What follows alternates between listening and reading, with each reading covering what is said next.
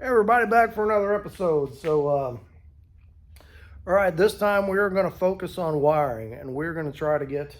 It's probably going to take a couple episodes. I think we're going to focus on getting the underhood wiring and the dash wiring fairly well lined out on this one, and then probably on the next one we'll go for tail lights, all the headlights, all the stuff at the back of the car, and all that. So anyway, let's take a look at what we got. No, you're not bringing home another piece of junk.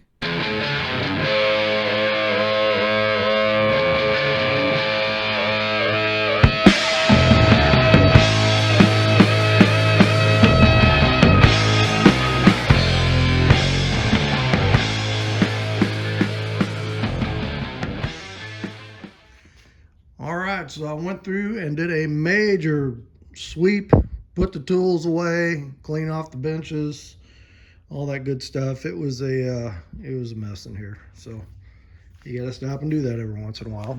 I know a lot of guys keep a really nice, clean shop, and I'm not one of them. So anyway, first thing I want to focus on in this thing is where is the ECM going to go? And so I was looking under the dash. Still need to fix that fender. And there is plenty of room under here to mount that ECM just like they had it in the Lincoln. And if you remember how I said the ECM was mounted, or EEC or whatever Ford calls it, was mounted under there, and then the plug came through the firewall, and they plugged it. They put this plug on there, so I think I have just enough room right there and under the dash there to be able to make that work. So that's what we're going to try to do. So here's what I did. Here's the EEC, or the computer, or the PCM, or whatever you want to call it. This is the under dash bracket that was on the Lincoln, so that's what we're going to use.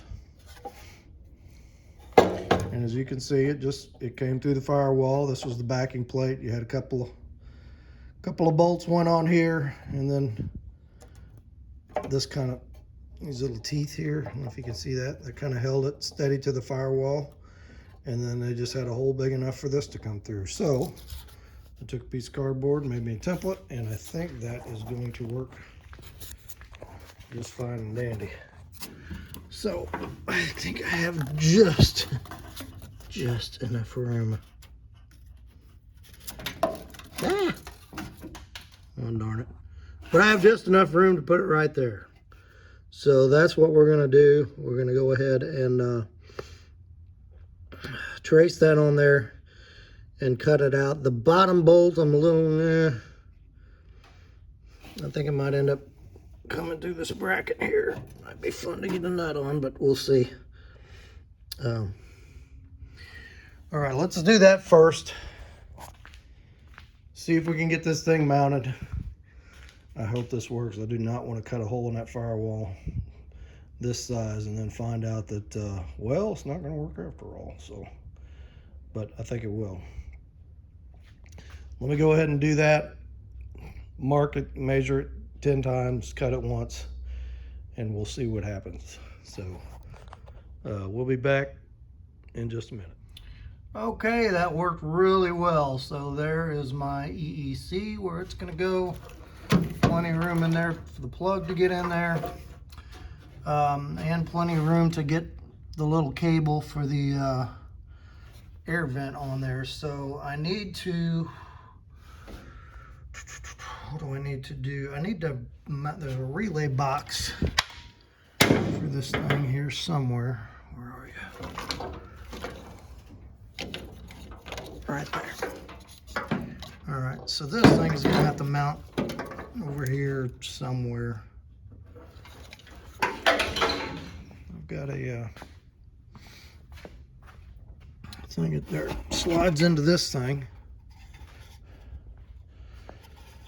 All right, so we're gonna have to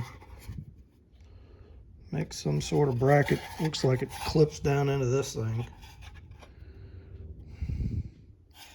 All right, I'm gonna have to make some kind of bracket to mount this, like here. And then the relays slide into the end of it, like that. All right, let me see what I can come up with here. And then we'll get that mounted. All right, so I got my relay box mounted here. We're plugged in down there. I've got the power distribution box mounted here. We're looking in pretty good shape. So what I'm gonna do from here is I'm gonna start over here on this power distribution box, and I went through and labeled every wire where it goes, and then snap that into place. Now a lot of this stuff I got rid of. I got rid of ABS and gosh, what else did I get rid of? Airbags I got rid of. Heated seats I got rid of. Air suspension I got rid of. What else? Anti-lock brake stuff that was in here, got rid of that. Electric defrosters, got rid of that. ABS, got rid of that. I think I already said that. So slim that down quite a bit. So what we're going to do, now we're going to take the book and we're going to trace every wire. Now is the time we start figuring out which wires go inside and get tied to different things, and which wires stay outside and get tied to various things. So to do that, like I said, we're going to knock this out first. And then once we are there, we'll come over here and we'll knock this bundle out. This is one of the plugs, the multi-plugs that came off of where all these harnesses plug together. So quite a bit's separated of what goes in and what goes outside. And once we do that, we'll start kind of figuring out where to land everything. I need to do the same with the gauges, figure out what we're going to do on which wires go in and get landed on there. So this is a several day deal to get them all figured out, routed neatly, landed where they need to go, good connection, solder, whatever. And then once everything is landed, we know it's right, we'll test fire the engine, make sure everything's working, and then we will start wrapping these bundles up once we get to that point. So a long way to go before I get to that point, but that's what we're doing. So it can't really be pretty boring to watch that while it's happening, so we'll just kind of check in here and there as we're going along. So that's where we are. I'm going to work on this box and then we will take a look. All right, so this is going to be my point of entry for all my wires going into the car, and that was just a 1/2 inch knockout. I just took a thingy and widened that out and put a rubber grommet in it. So that should be big enough that all my wires that need to go in the car are going to go in the car. Now one of the things, so I got this universal ignition switch. One of the things I've run into on other cars is you end up having to hook several ignition wires to this thing. And I don't like doing more than a couple. So I bought these things from Amazon, and it is just a little distribution block. And so I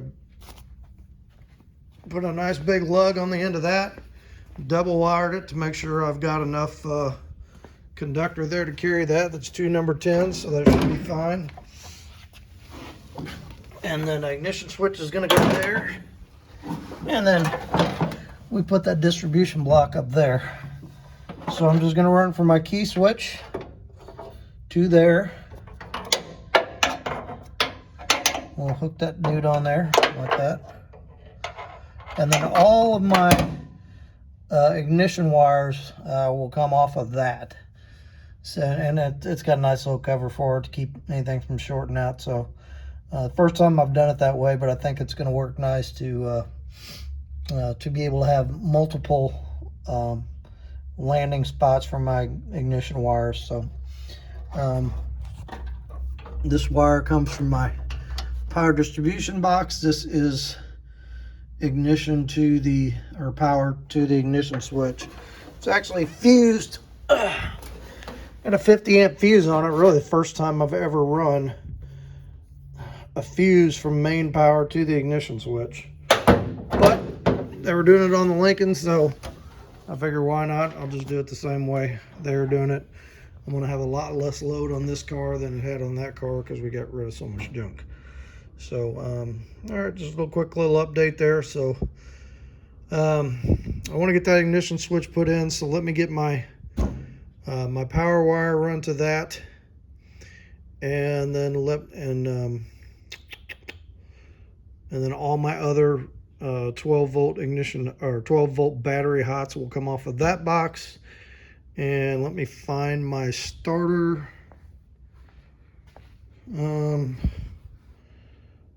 My starter solenoid wire, and we can go ahead and get that switch put in. I know there's going to be some accessory things on there, but I'm not sure what they are yet, so I'm not going to worry about that right now. All right, let me get that installed, and then we'll take a look.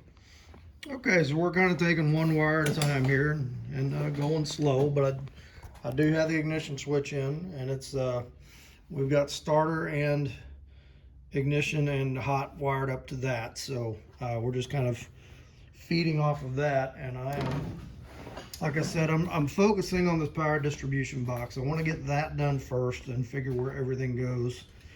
And let me just show you. I don't know if anybody's used one of these manuals before, but you can. I found this on eBay for, I don't even remember, $20, $25. It's a factory wiring manual for this Lincoln.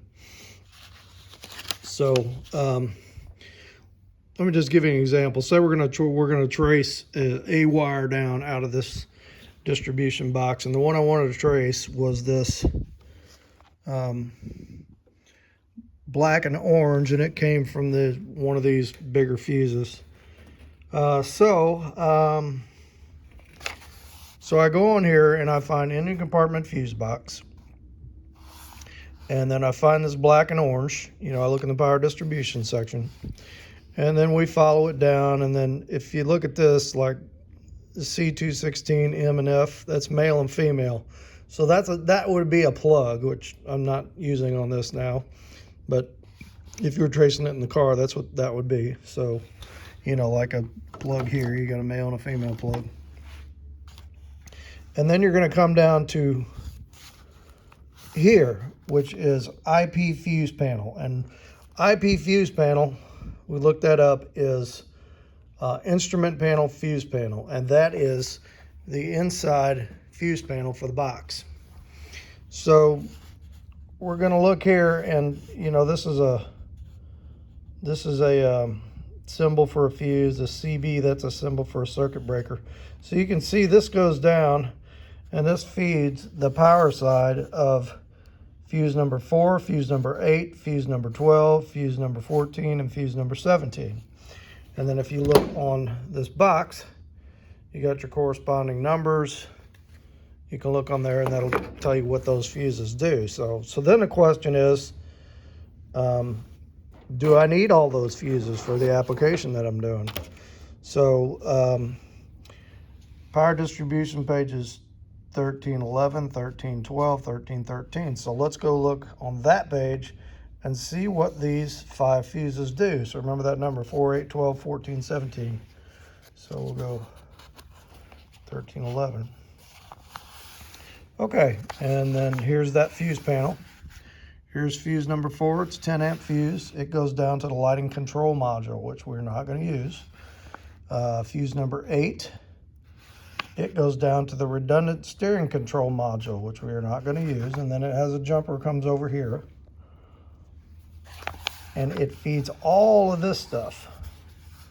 So, which 15 amp fuse, and it's feeding all this stuff. That's all pretty low load stuff. But you've got door lock switch, seat recliner switch, seat module, trunk pull down motor, seat memory switch, power window switch, left door lock switch, keep it. So none of this stuff we're going to use on this wagon. So I don't need fuses 4 and 8. So what I did is I just took a little pointy screwdriver, small one, and there's a little tab in there. You can pull those wires out. So I just pulled them out of the fuse box. So I just don't have a bunch of dead wires hanging around. All right, so now we need to see what 12 and 14 and 17 do. So we'll go over to this page. Here's 12, here's 14. These are on CB, these are on little circuit breakers. So if we go down here, we can see this branches off and feeds a lot of stuff. So let's see what it feeds. Lighting control module, we don't need that. Main light switch, we do need that. Okay. So fuse 12, we want to keep just for this. Multifunction switch, we don't need that. Fuse 14, what does this guy do? Let's follow this down. It goes through a plug. It goes to seat control, seat memory, seat recliner, lumbar switch, and then down here to fuel filter door release, you know, all this option stuff. Don't need any of that. So fuse 14, we don't need. We can get rid of it. We can pull it out of the fuse box. And then we need fuse 17 was the last one, I think. So here's fuse 17. So let's follow this down. This is light blue and white coming out of the box. And it goes down to the cigar lighter and to the auxiliary power outlet. So I do want those. And I want to run it off of that fuse, so this wiring diagram is right. So fuse 17 I'm going to keep. Those other two fuses are going to go, and fuse 14 we are going to get rid of. So then I look on here and I say, where's fuse 14? If I hold this up to here, like this, this is fuse 14. It's actually a little circuit breaker. And then if I wiggle it on the back, I can see which wire it is, and it is this one.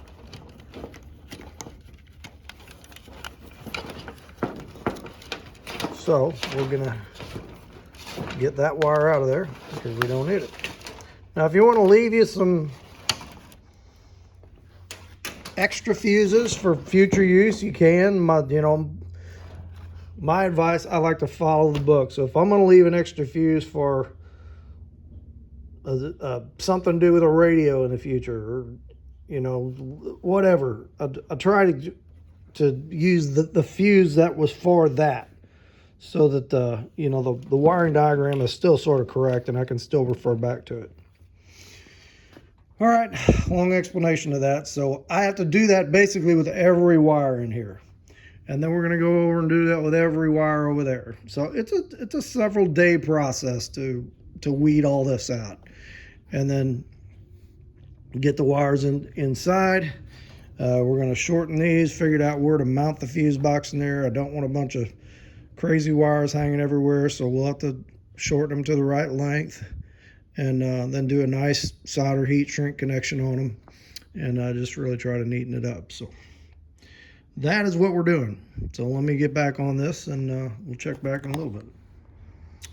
Okay, so main power distribution is done. I've got 2 wires left. This one goes to the cooling fan. This one goes to the horn. Everything else that comes out of this box is either landed where it needs to go, or if we don't need it, it's eliminated. So now I'm going to start looking at some plugs. So like I've got this plug's got a few wires left in it. This one I pretty much got marked out, but some of these need to go into the car, and so we'll need to get those in there. And then got a couple other plugs here, and I'm thinking I might eliminate that plug and just hardwire it. But we got stuff going to the gauges. We've got transmission controls. We've got gauge controls. Pretty wide variety of things here. I've made altered the bracket for the fuse box, so that will bolt up. I just added that leg right there. That'll bolt up on the firewall. That's just about dry too. Good. So we can, once we get all this lined out, Then we'll start looking at where everything off the fuse box goes and get it landed. But for right now, I'm gonna go inside, grab some lunch, take a little break, and we'll get back on it. But she's rolling along pretty good, so back in a bit. Okay, so I have just about every wire out here under the hood figured out and landed. Everything that's going inside is pushed inside. I've got 2 wires left over here, a red and white and a white and pink, and I think this was there was a sensor on the back of the power steering pump. I think that's what this is. I gotta figure that out. This comes from the transmission switch. I need to get under there and see what it goes to. And then I've got this plug over here that I had 1 wire going to the alternator. That's this wire. And then it had 3 other wires that I think are climate control. I need to figure those out. Everything else out here is good to go. And I went ahead and went through and cleaned up this harness. This is the goes back to the fuel tank. So yellow is your fuel sending unit, and then this pink one is fuel pump, and then this is ground, and I forgot what this other pink one is. I'll have to look on the sending unit, but we're gonna run that through the cabin. So these Fords had this little wire trough here.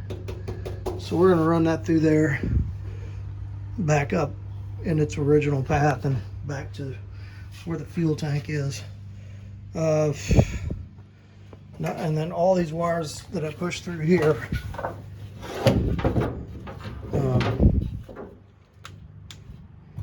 I labeled all them where they go.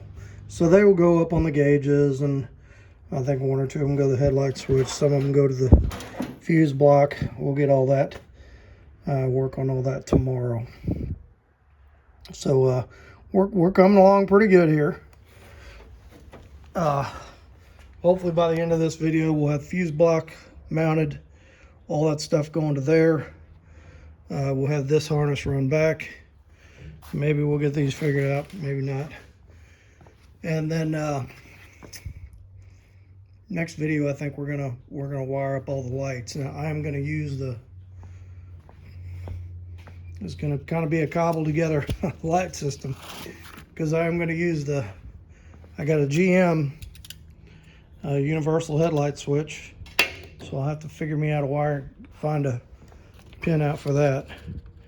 And then we're just basically gonna use the original 59 Ford wiring diagram for the lights. Use the signal harness off of the blinker switch, and then this is the original headlight switch off that Ford. I think I might have showed you this before, but this car had no fuse box. There was your fuses for this car. 2 fuses on the back of the headlight switch. That's the only fuses I could find in the old 59. So now we got plenty of fuses. So we'll get all that stuff landed. We'll figure all these plugs out, where these are gonna go, and we'll get maybe we'll get this mounted. Yeah, we might. We're gonna come pretty close.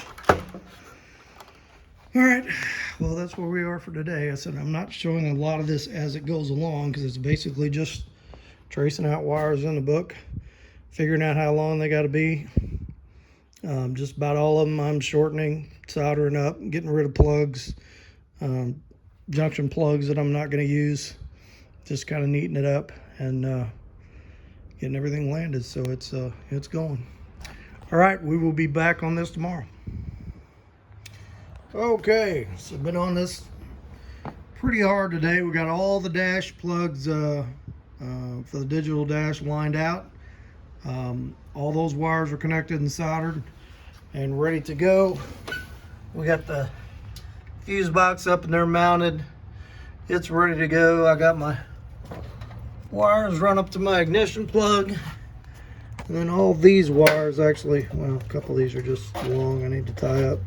But all these kind of actually go out to something. You know, that's all blinkers and lights. And then this stuff is like, you know, the headlight switch feed. And what else we got here? I can't even read my own writing. I'm sure it does something important.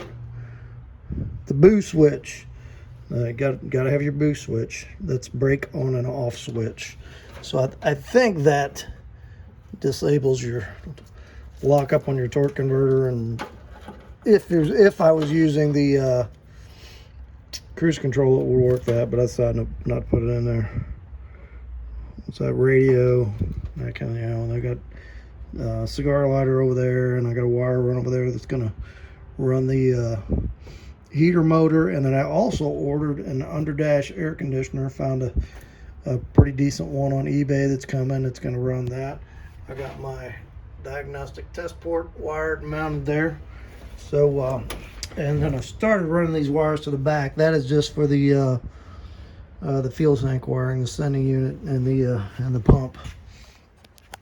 So we'll get those lined out, and then all I've got left over here is this wire to figure out. I had two wires on the PCM that I wasn't sure what they were. They didn't show them in the book, but I found them online, and they are mission control stuff that can go away. One of them was the EGR solenoid, and the other one was evap canister. So those can go away. This one wire over here, I had three I couldn't figure out. This one is the charge signal going to the gauges. We got that figured out. So I got two more over here I got to figure out. Tan and yellow and gray and orange. So once I get those, then pretty much all of this wiring is done. I think I'm going to pick up a battery tomorrow, a top post battery, and some new battery ends. And then we'll be done there. So we're looking really good. We'll get to a point here where we can plug the dash in, and I gotta lay in on my grounds too. I got some grounds down there. We can plug the dash in with the battery on, and I should get dash lights and fuel pump and all that. So all right, so what else we got going over here? Also, I got these hood hinges freed up. These things were, I mean, they would not move. It took a lot of heat and a lot of PB blaster to get those things to where they would move. I didn't even know if they were going to be usable again. They were so stuck. But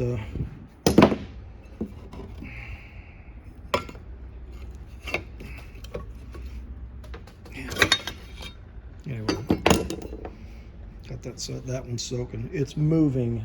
That one's moving pretty good. This one was a little more of a battle. All right, so that's it for tonight. Today, we'll get back on it tomorrow and see how far we get. So, back in a bit. All right, so believe we've got just about everything chased down here. And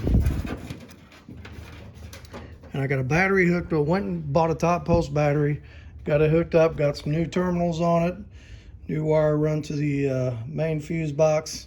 Only a couple of wires I need to sort out, but I think we're in good shape. I got all the instrument wires figured out. Most of them landed. The couple that aren't landed are labeled. And I've just got the gauges sitting in there for now. I bought some black plastic to go behind this ring, but what I need to figure out is the tilt on this thing. I don't know if I need it like this or tilted further back, so I'm probably going to put some spacers on the top before we do that. So let's just do a quick test here. I haven't tried this out yet. I just hooked up the battery. First, I want to make sure I got gauges. All right, We do got gauges. And let's see if we got starter. Yep, we got starter. All right, so we're looking pretty spiffy here. Okay, that is probably where we're going to end this video here, and it's a little shorter than the last couple, but I'm not going to be able to touch this for a few days, so I want to go ahead and get this one out. And when we come back, probably, what's today, Tuesday? Probably this weekend before we get back on it. We're going to go ahead and get the light wiring harness run and all the fuel system harness run. And what else? I think that's probably what we'll do on the next one. And then I got a couple things I need to fix. I need to fix that oil leak. I need to put some bushings on the sway bar. Just a few more things I need to do underneath. Oh, I know what I got going. I got fuel lines coming, so we'll nix the sway bar. Next one, we'll get the harness run for the lights. We'll get the harness run for back there. And if we got time, we'll get fuel lines run. I've got aluminum 3/8 and 5/16 fuel line coming. And I want to go ahead and start running that other brake line to the back. And then pretty soon we'll get some wire wrap and tie all these up now that we know we're probably in the right place with them all. So, all right, let's get a word from the Lord and we'll call it on this one. Hey everybody, thanks for coming along on this video. I know this one was a little bit shorter, and it's really hard to show the work while you're doing this wiring, because like I said, it's just a whole lot of pulling wires, soldering them together, bundling them into a neat package where they're not kind of all, look like a rat's nest, and just kind of make it neat and tidy and figure all this stuff out. But I think we showed some useful things, and I hope you like that. Like I said, next video we'll hit the remainder parts of the harness on this thing, and we'll get it ready to run, minus fuel tank, cooling system, all the other stuff we got to do. Okay, so for a message today, I had an excellent message in our service this week, talking about the return of Christ. And we know Jesus is coming back, and I'm not going to be all John Hagee on you and say, hey, I know he's coming back this day, and we better be ready, because we don't know when he's coming back. It could be today, it could be tomorrow, it could be right now. No, it's not right now. Could be 100 years from now. We don't know. But I'll tell you this. Tomorrow, we are one day closer than we are today to Christ's return. So, the crux of the message is, are we ready? Are we prepared spiritually for that to happen? And that's kind of a lifelong journey of ours, is preparing ourselves to be ready for that. And part of that is that we're taking the message to other people, like we do here on the channel, like we try to do when we're out in public, like I hope some of you out there are doing.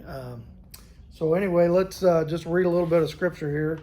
So this is from Matthew 24, and let's look at Matthew 24 verse 3 first. And it says, while he was sitting on the Mount of Olives, the disciples approached him privately and said, tell us, when will these things happen? And what is the sign of your coming and the end of the age? And we can go on, and it says, Jesus replied to them, watch that no one deceives you, for many will come in my name, saying, I am the Messiah, and they will deceive many. You're going to hear of wars and rumors of wars. See that you're not alarmed, because these things must take place, but the end is not yet. We are definitely seeing wars and rumors of wars right now. It's pretty scary out there. In the past 4 or 5 years, especially what's going on with Israel and Palestine, and now we're seeing North Korea getting aggressive. We're seeing Russia getting aggressive, and North Korea joining in with Russia. Iran getting into the mix. I mean, it's some scary stuff going on out there. So, man, my low battery light's blinking. If I lose you, I'll have to finish this in a minute. But like I said, this may be the time. It may not be the time. But we want to remember the parable of the wedding feast, where you know, where some of the bridesmaids weren't ready, and they had to go out and they had to get some oil for their lamps. And by the time they came back, it was too late. The bridegroom had arrived, and the door was closed. We don't want that to be us. So let's look at a little more scripture here. Matthew 24, 32, 35.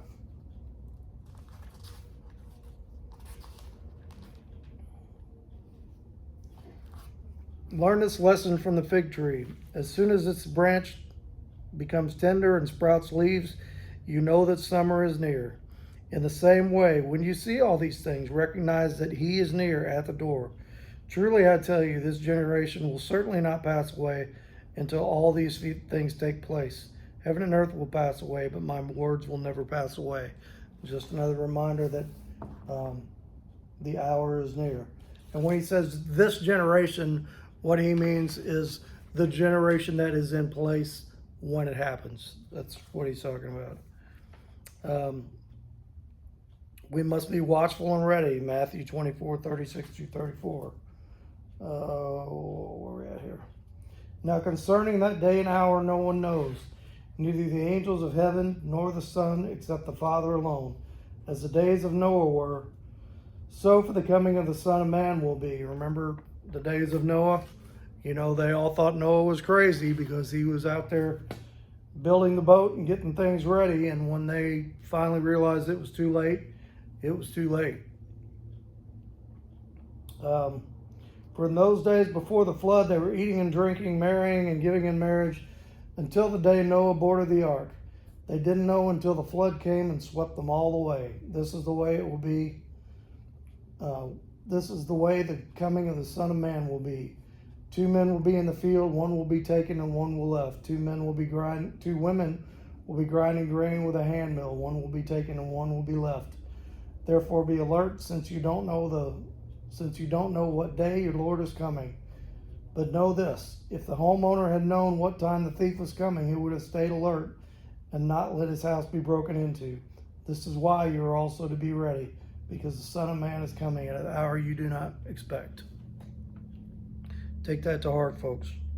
We got a job to do. There are people out there who don't know the Lord that need us, and it's our job to let them know this. And then actually Matthew 25 was the parable of the 10 virgins I was just telling you about. So we'll stop that right there because my phone's about to die. I can see by the rate the light is blinking at. But I hope you enjoyed that scripture. I hope you take it to heart. I hope, like we talked about last time, there is somebody in your life who needs the Lord, that you need to be praying for and praying for an opportunity to witness to them. And if you are willing and you are open, God is going to put that opportunity in front of you. So let's make sure we are all obedient in that capacity. Let's have a word of prayer. Father, I thank you for today. Thank you for everybody who watches this channel, and I pray for each of them out there today, whatever they are going through, whether it be financial hardships or health hardships, or you know everybody that watches this, and you know what's going on in their lives, and I lift them up to you. We just, as a group, we ask for strength to be ready ourselves and to be ready to witness. To be ready to put that word out there, and not to fear, to know that you will give us the words to say, and you will prepare the time, and you will prepare the heart of the person that we are to speak to. And we just ask this in the name of your precious Son, Jesus. Amen.